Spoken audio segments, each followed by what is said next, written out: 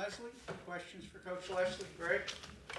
Jordan, so we asked, obviously you have to ask about the game, but for the first 25 minutes, second half, you guys played well defensively. Last five, the problem. So the difference, what happened at the end? I just really more missed opportunities than anything. We had 2 drive extending penalties. We had been a really good job getting after the quarterback with 4 people, which I knew we had to do because the tendency going in was control the scramble, control the back. So we knew we had to do to win the game. And we just had just clean misses that probably would have made those last 5 minutes different. And then, I'll take ownership of all of it. It's, the second and 30, trying to keep eyes and I know I'm gonna be asked about that, which is fine. It's fair. You go back to what you see on tape, right? And they hit a set. I think it was between 60 and 70-yard touchdown against Cincinnati.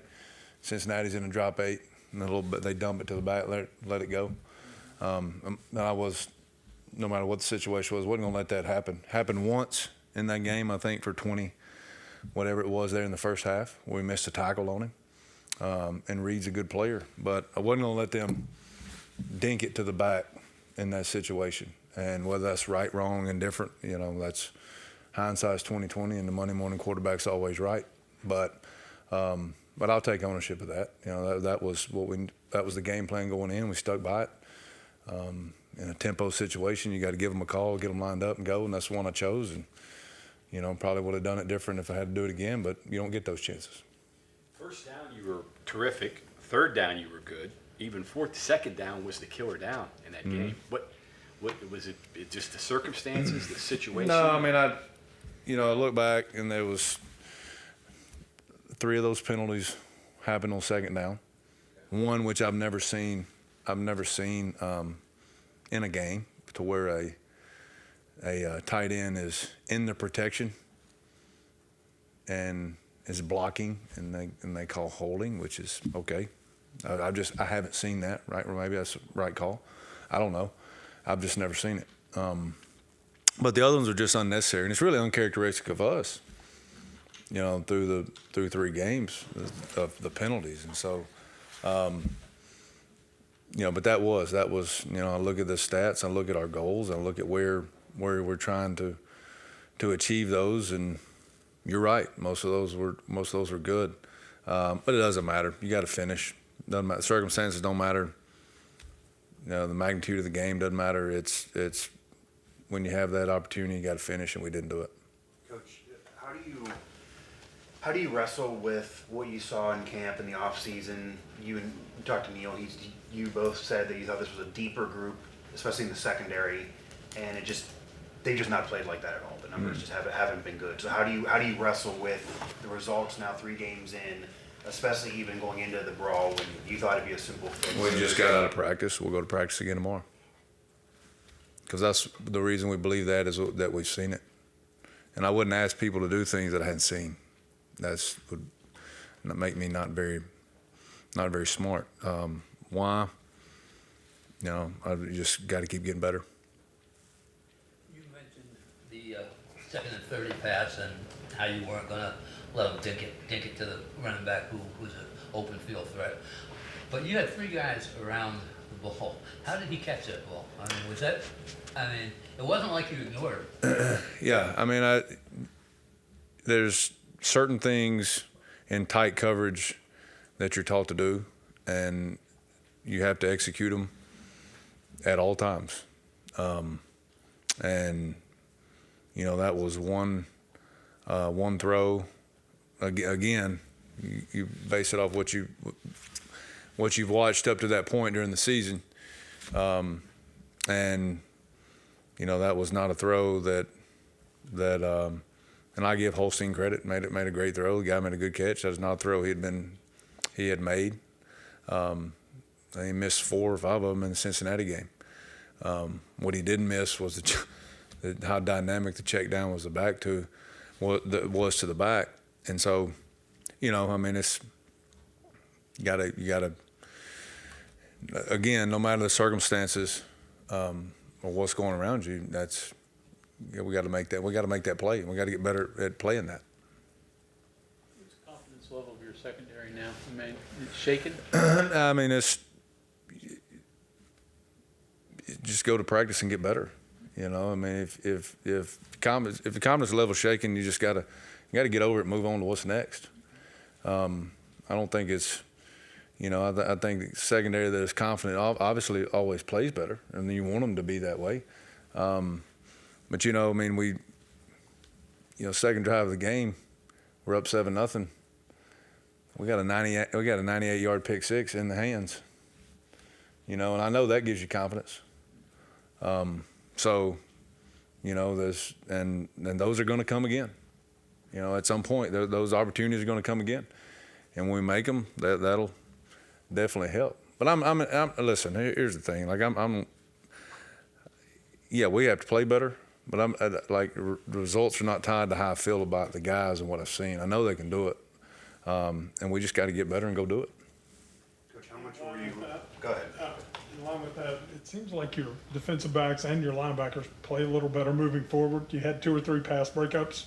Obviously, the corners, people coming up in, but it's dropping into coverage, going deep. Your backers trying to get downfield a little more. Is that a fair characterization? And are there specific things you can do in working on that? Yeah, I mean, we do it every week, and every zone coverage you have a landmark, and you work on knowing where that is. Every Friday we do the same thing. We do the same drops, and then you do a drill with plaster, or when the protection breaks, they have to lock that route in their zone, and those are things we work at, and we're going to continue to work at it and get better at it. You know, the thing going in, to Saturday was.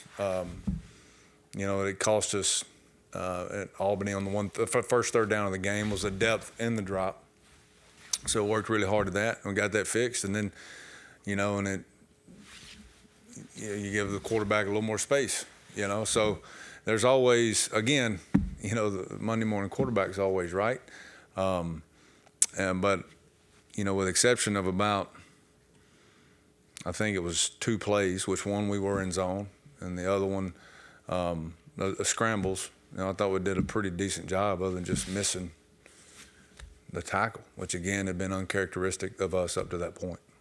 As far as the secondary, Neil mentioned possibly some tweaking schemes, maybe personnel. What's your message to the guys that you put out there this week who's playing back there? I mean, it's do your job, do it with the technique and the way you're taught to do it, and execute. And we do that, we'll be fine. When we have done that, we'll be fine. You know, like you said, you know, one of the reasons, you know, I've had no problem going to that on that down is we had executed that coverage through the third quarter and fourth quarter to a T, and there was nowhere to go. And we sacked the guy, 5 times? 5 times? And we missed 4. It could have had 9. So it's, you know, it's not negative, you know, not just do your job, do it better. And we got another opportunity at noon on Saturday.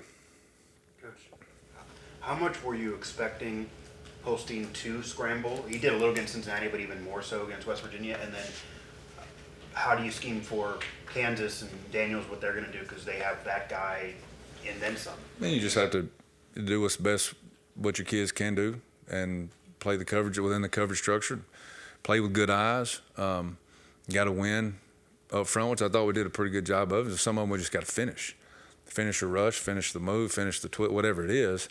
And you just got to play the situation the way we played it. Thought we did a pretty decent job of it, with the exception of a couple where we just missed him. And then this kid's coming in is going to be a better athlete, so you're just going to have to get better. We're not going, you know, you're not going to change who you're rolling out there.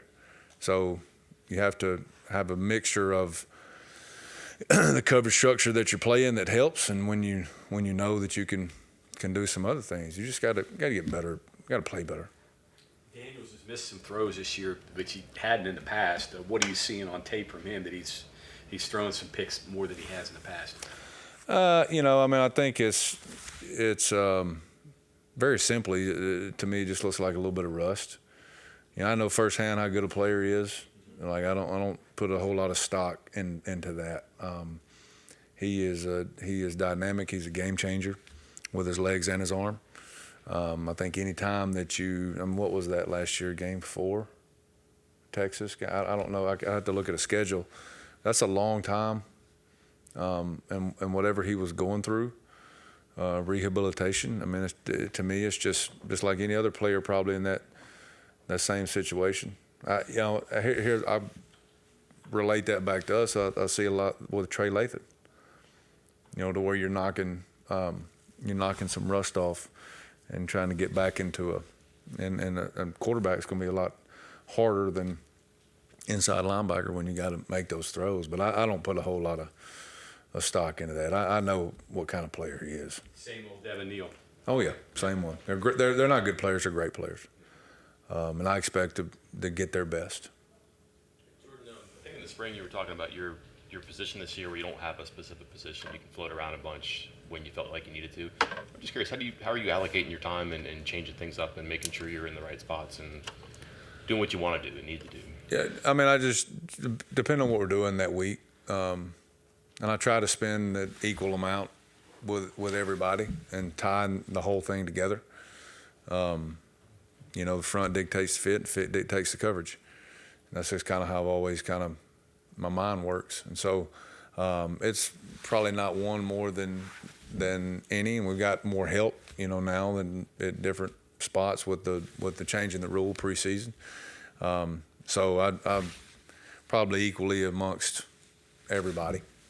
But then they have a new offensive coordinator, but if I remember, they pretty much said he was going to run the same offense. Is it the same offense? As the Yeah, it's coordinator? pretty much the same. Okay. Very, very similar. I know it's hard to study two different guys, but is it as simple as saying, down and distance situation? Does one guy call it differently from the same pool of plays? Is it the same plays for like a 3rd and goal or a 2nd and short or anything like that? No, I don't think. I think the OC calls the plays. I think the background of different parts of the offense. I think one comes from the head coach, and I think one part really comes from the quarterback's coach. But I think when it comes down to the play call, and I don't know, I really don't know, but I'm assuming just from that he calls all the plays. You mentioned Spells and Crandall. What do they bring to the table? Spells is again a guy that's coming back and is, we finally feel is fully healthy and ready to go. And TJ, TJ is athletic, fast, and is, you get in this world where you think that because you take a transfer that they're start ready, game ready. I mean, TJ's still a 2nd-year player. He's still a sophomore. So, but they're going to have opportunity, and they deserve it. Speaking of TJ Jackson, we talked to him a little while ago. You had a prior relationship with one of his high school coaches. So Yeah, he was my college roommate. yeah, your roommate. So Yeah. what have you thought of his play so far? Your relationship back with him? How's that go? Yeah, I mean, it's TJ is, one thing that's you never question is the effort and the motor that he plays with, and that shows up in just about everything that we ask him to do. Sometimes that's hard. He maybe gets a little too far up the field on nothing that's hurt us, but I'm just as examples. A fast flow, twitchy, athletic, explosive player like that. Darius was very similar. You look up and you be so fast, which is a good thing to have to sometimes hit the brakes and slow him down and play it under control in this situation. But I would much rather have to slow him down than speed him up. How were your guys out there today? They were good. Were they good? They're good. I mean, they're disappointed. They're obviously not happy about the result. Nobody's more disappointed than I am. I've seen this group at what they can do, and they know what they can do, and it's really more about the consistency. I look at that. third quarter into the fourth quarter, that's the group that I know is there. And it's just the frustrating thing is when you see somebody do something, as a coach, frustrating thing, you see somebody do something, and there's maybe a little bit of not consistent there, and they were fine. They there was way more player to player conversations going into team drills, getting our work done, than there was coach to player. So that tells me something about them. So, and that's when you can turn that corner, you got a shot. On TJ, he said that he kind of knew that he was not a power conference player because of his measurables, but the way he played against them is what made him go to the portal. When you're looking at him, what stood out that said, yeah, this short guy can actually play at this level? So ask the question again, Mike. I'm sorry. TJ said that he knew his measurables. Yeah. Probably wasn't a power conference guy, but the way he played in those non-conference games, he felt like he had it. When you're looking, at a transfer like him who doesn't have the long arms, the height, what says, all right, he can overcome that because of Production. that? Okay. Yeah, it's production. I mean, productive players are productive players. Playmakers are playmakers. And the measurables, I think it may cost them as a, power 4, power 5, whatever we are. I don't know, NFL. Measurables, I think they understand that's not prototypical, but at the end of the day, playmakers are playmakers, and that's really the big evaluation for me. Real quick, you got 2 corner teams. I guess one team's 1 and 2, one team's 1 and 2. Do you spend more time earlier in the week thinking about your guys and then transitioning to them? I mean, obviously you got the dual thing there. You got to prepare for your opponent, but you got to think about the things you got to fix and get right. How do you balance that? You take the things that got you to where you are, and you simply got to get better at them and move on to what's next. We can all sit around here and, pout and complain and feel sorry. I don't feel sorry for me. Nobody else should. I know they're not going to, and that's okay. I'm a big boy. So I can sit around and dwell on that, or I can very simply move on to what's next. And what's next is getting our players ready for another opportunity, just very simply to go 1-0. And we've got now 4 days to do that. You take a little breath after that, and then the next week do it again. And that's all. That's where my mind is. Everything else, it doesn't matter. Okay, thank you, Coach.